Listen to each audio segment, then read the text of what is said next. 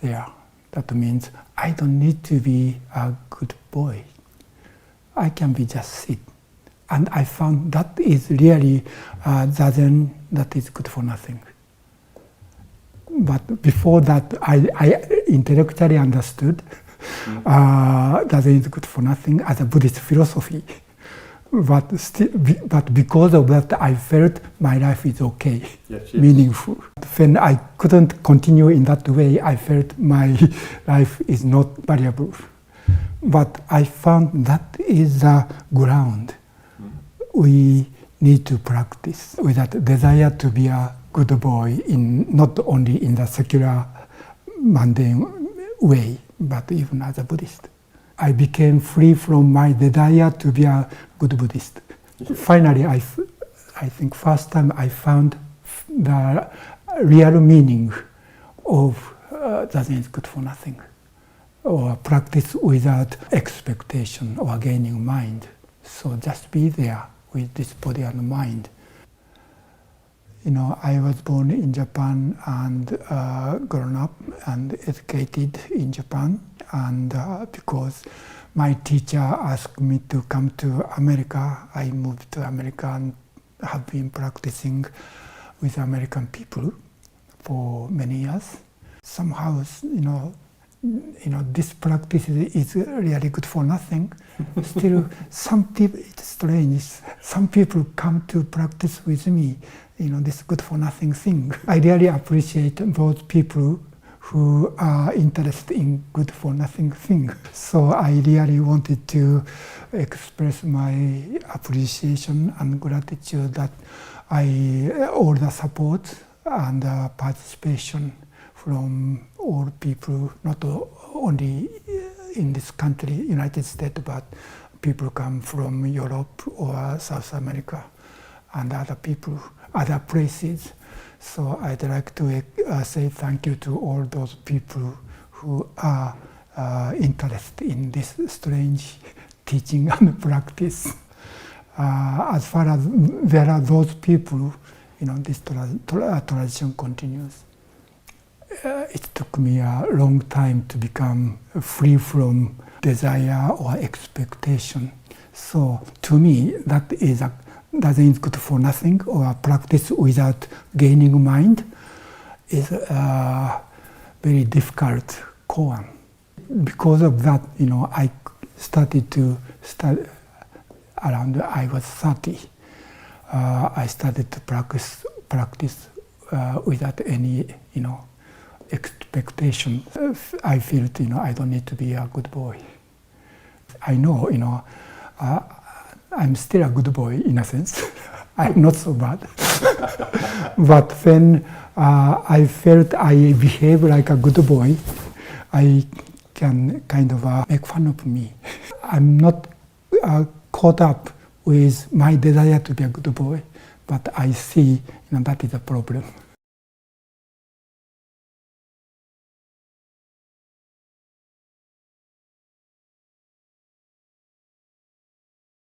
From the very beginning of Buddhist traditions, breathing is a very important point of meditation practice. In some traditions, they count the breath or they watch the breath. But in Dogen Zenji tradition, we don't count breath, we don't watch breath. Some people, even in Soto Zen tradition, they encourage their student. But at least in my lineage, Sakiroshi Uchihamuroshi lineage, we don't watch breath, we don't count breath. We breathe as naturally as possible. But still, it's important to breathe abdominally. That means we breathe through our nose as if the air goes down to the abdomen. During the Zen or meditation, we make sure, when we are breathing, the stomach is moving.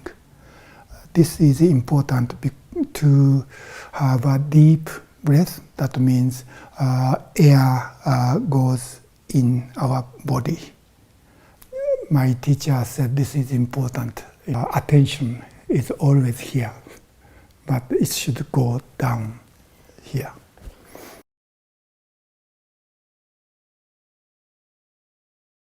my teacher says, sometimes or often meditation practice in Buddhism is a practice of concentration.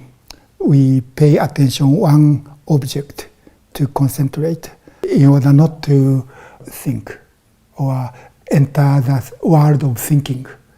But in our tradition, or just sitting, we don't even do that. That means there's no one object to concentration. But Uchamro said our practice of just sitting is like driving a car. When we are driving a car and we pay one particular object, then it's dangerous. But when we drive a car, we have to, our mind should be everywhere, not only something in the car or something outside the car, but our mind is nowhere. Therefore, our mind can be everywhere.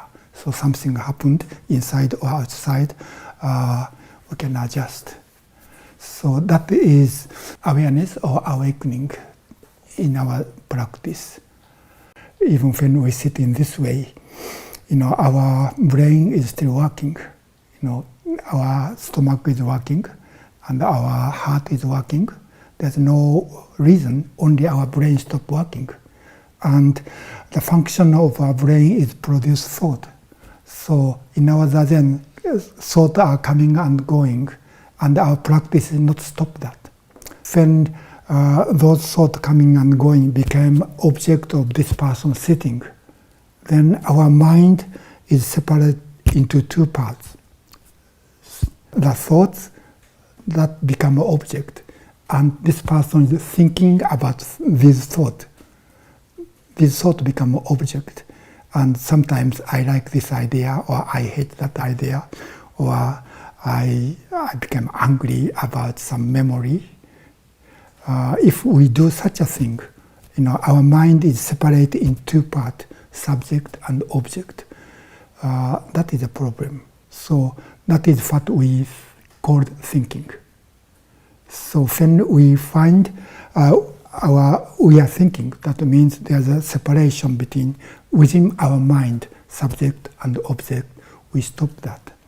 That is what let go of thought means, or in my teacher's expression, opening the hand of thought.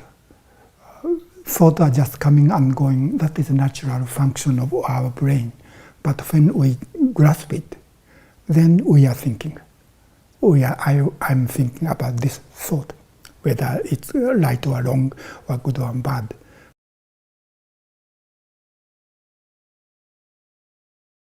I found I do this, then there are two sides.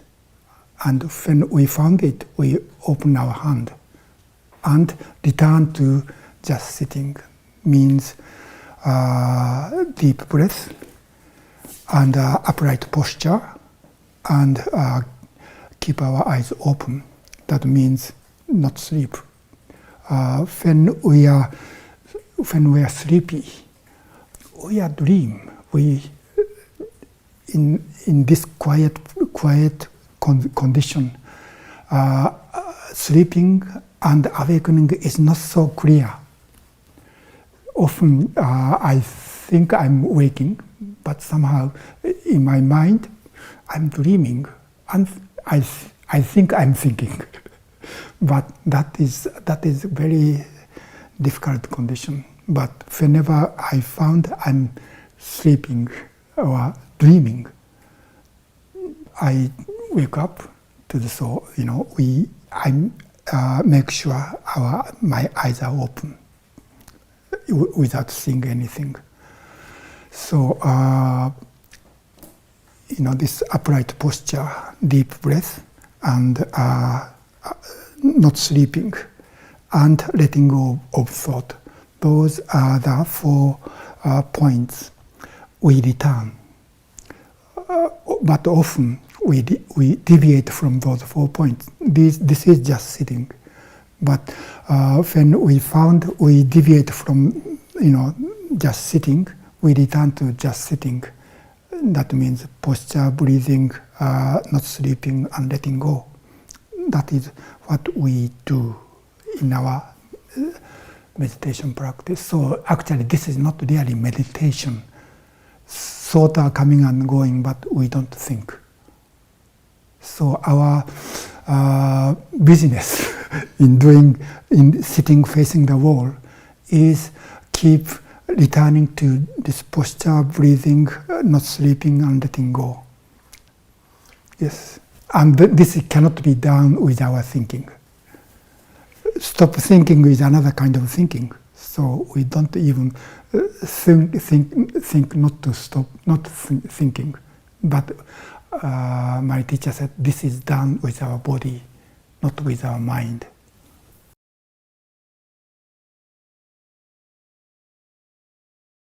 About his Dzadzen, Dogen, the founder of Soto Zen tradition, called dropping off body and mind. Dropping off body and mind.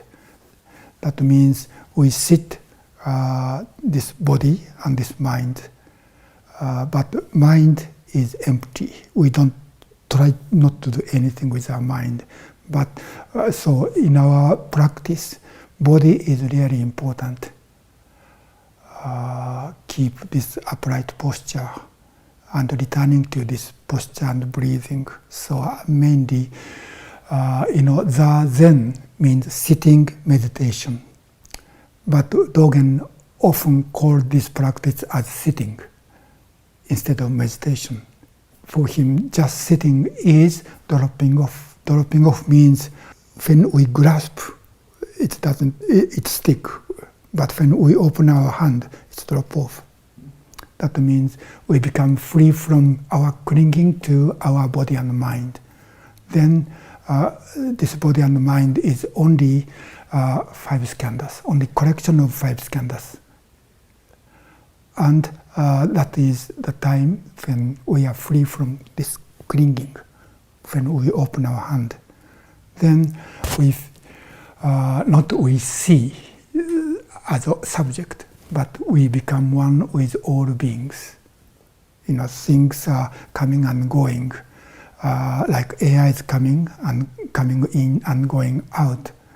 And if there is some sound coming and going. So nothing stays here. So these 5 skandhas really become emptiness. So our practice is not contemplating about emptiness as an object, but we become empty.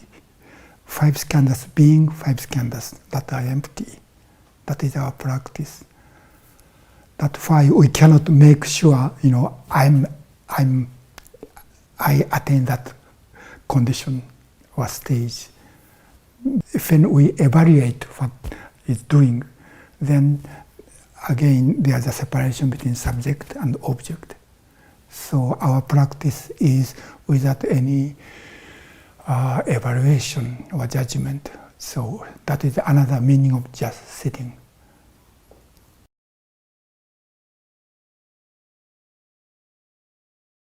When we sit, we don't really listen anything. We don't pay any attention. Even the birds are singing and we are sitting. If I listen to their singing and thinking these are the birds, then it's not dzadzen anymore. Even when I do this, there's a separation between person sitting and the sound. There's a kind of an interesting koan story in Zen, and Dogen likes this. A teacher asked a student, pointing the wind bell. And the teacher asked, is the wind make sound? Or does the bell make sound? Then the student said, my mind makes sound. Neither wind nor bell, but my mind makes a sound. That means, when wind blows the wind bell, it makes the vibration. and that vibration of the air reach to my ear, then it becomes sound. So before the vibration reaching my ear, there's no sound, right? Sound is only inside of our mind. I think that is why the student said, my mind make the sound. But Dogen said that is not true. Because even if my mind is working, if the wind doesn't blow and the wind bell doesn't shake and the air doesn't vibrate, then there's no sound. So all of them are making sound. That means this entire universe is making sound. So there's no subject who listen and no object or sound that is heard. That is what Dogen called it the total function. We are part of it. So there's no such person who is listening, no sound that come to me, but this entire world is making that sound through this person. And this person is only tiny part of it. And this is based on the basic Mahayana Buddhist teaching of interconnectedness.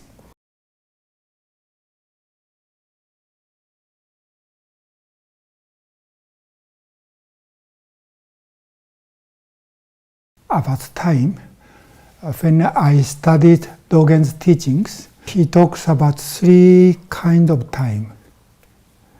One is our common sense time that flows from past to the present and present to the future, and things are happening within this like a time flows, like a stream of time. And I was born at a certain time in the past, now I'm here and at present, and sometime in the future I'm going to die. That is a common understanding of time. But Dogen said that is not only the way we can we understand the time. If we take a close look at time, we find this present moment is only actual time, because past has already gone, so it's not reality anymore, and the future has not yet come, so it's not reality yet. So only time is this present moment, and this present moment has no length. Even if there is a slightest length, then we can still cut into 2. And this part is already past, and that part is still in the future. So even though this present moment is only actual time, but it has no length. It's 0. So in this sense, time disappeared. Only just here. Even here, when I speak or think about here, still there's length. So this actual present moment cannot be the subject of our thinking. We can't feel it, But when we just be here, that means we stop thinking about the flow of the time and just being here and be one, just be here. Then we become one with the time that doesn't flow. That means from the beginningless beginning and to the endless end, this is one seamless moment. Time flows only in our thinking because of my memory about the past and my hope about the future. It seems time flows. But if we don't measure time, that means without human beings, from that moment of Big Bang until today, until now, this is one moment. There's no such segment. These segments are created by human thinking. That means fiction. So this first common sense idea of time is a fiction or created in our mind.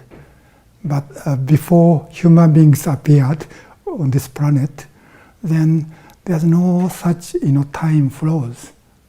I call this eternity, time that doesn't flow.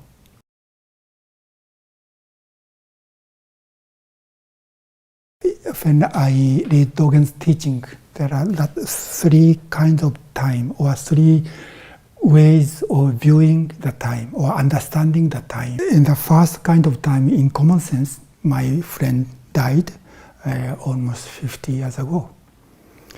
And he is existing or alive in my mind as his memory. And he is still alive. That means because of what he did to me or for me, I'm here and I'm doing this. If he didn't go to the temple and allowed me to read my teacher's book, I'm not here.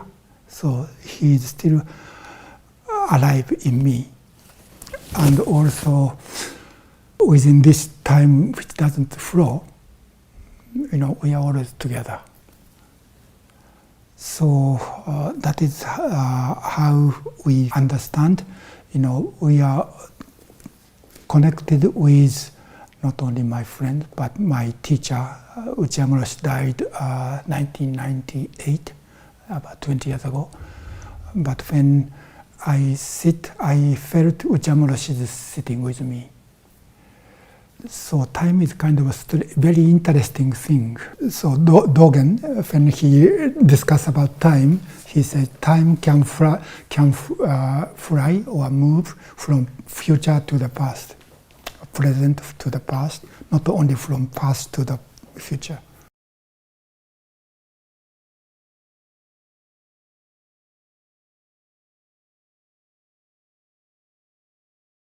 Language is a problem in Buddhism, not only in Buddhism, in all human cultures. Especially in Buddhism, when Buddha awakened to the reality or Dharma, he had hesitation to teach, because it said he thought that truth or reality he discovered were too deep and too subtle, beyond human thinking. Therefore, there's no way to communicate with other people. Even he explained, no one could understand. So he said he thought it's easier for him to just be there by himself and quietly die. But somehow, the god, Indian god Brahma, came down and asked him to teach. I think that was a very difficult time for Buddha. In order to teach, he has to translate what he experienced into language. And that it took at least several weeks for him how to teach, how to express what he discovered using language. So it was a big challenge. And this challenge for Shakyamuni still continues today. What is the Dharma as reality? And what is the expression of Dharma or explanation of Dharma using language? When we study even Buddhist sutras, we are thinking using discriminating mind, and we think using concept and logics. That is how our brain works. Otherwise, we don't understand what is said. Often, this written teaching or written expression of the reality is called a finger in Zen tradition. Finger that point the moon. So the real thing is not finger, but the moon. But often we think about the finger. So it's really a challenge for all Buddhists. How can we see the moon instead of finger.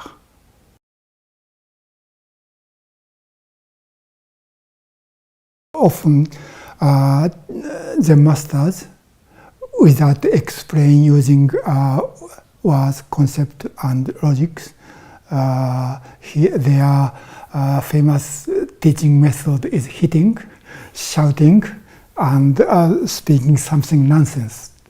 That is to help their student to become free from their conceptual thinking. That is one part of very important Zen teaching. But Dogen has, in a sense, very unique Zen master. For him, expressing the Dharma using language is very important. He said, when we experience something, unless it is expressed using language, you didn't really experience it. So language, expression using language is really important. That makes our understanding also clear. So Dogen and another very well-known Soto Zen monk, whose name was Ryokan, he was also famous as a poet and calligrapher. Ryokan said, finger is also a moon, or finger is a part of the moon. In Dogen's tradition, language is really important. So that's why, his writing, like a Shobo Genzo, is really difficult. He can ignore even grammar, or customary expression, habitual way of thinking, or he changed even the saying or expression appeared in the sutras or the master's sayings. So he, in order to use language as an expression of reality itself, his way of reading, thinking, and writing is very creative. That's why his writing was so difficult for us, because unless we understand what he experienced, what he tried to express, just reading his words doesn't make sense at all. Practice the same thing with him. I think that means in his case, or in our case, practice Dzadzen and experience what he experienced. It's really important to understand his language. And when we share the same experience, we see the language is actual expression of what we experience, same as Dogen.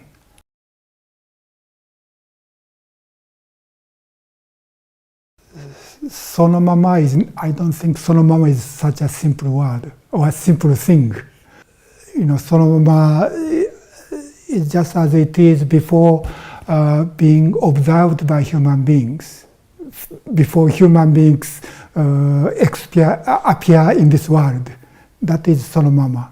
But when human beings appeared and become an observer of things happening, human beings create some thinking, and that is not sonomama.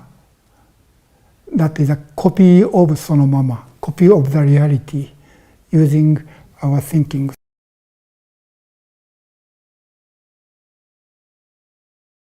So our thinking is like a screen, and we create a copy of the reality, and we think that is not sonomama, but that is a kind of a fabrication. So it becomes a kind of a complicated. And yet, when we think of human life, having this screen, living with the ability to make the copy of reality is reality. That is our life as it is.